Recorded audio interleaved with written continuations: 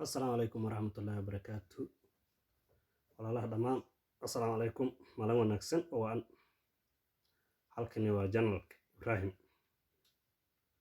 dhammaan waa idin salaamahaya salaan kadib waxaan rabaa barnaamij yar meesha inaan kusoo jeediyo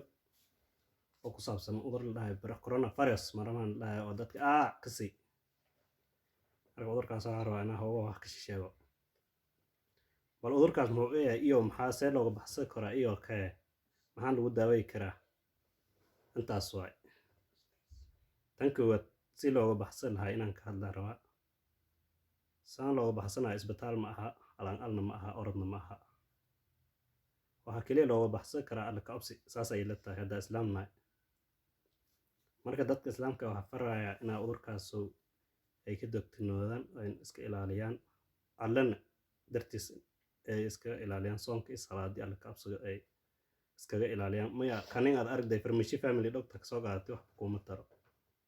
waxaan leeyahay soonka iyo salaada haddii la badiyo islaamka la badbaadiyo inaa laga badbaado karo yaan aaminsanahay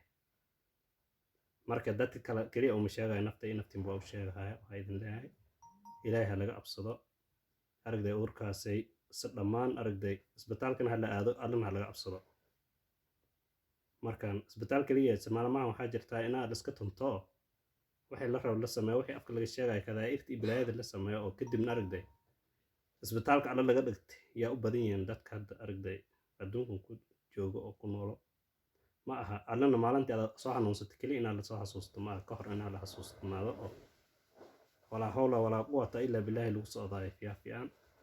marka saxaabay waxaa idin leeyahay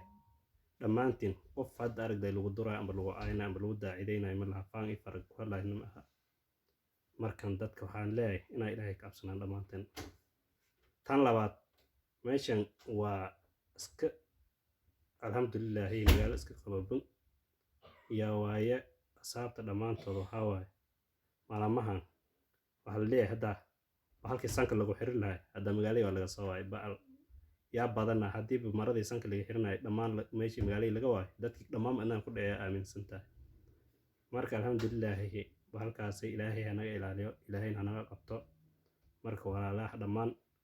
meesha aan joog iyo meesha kale waxaan u sheegayaa inay halkaas iska ilaaliyaan xataa marada aragga sanka lagu xirinayo hadda inay ku yirahdaan maalmahan la isku salaamay la salaanta afkan anaa la salaamo tii gacanta kaliya salaam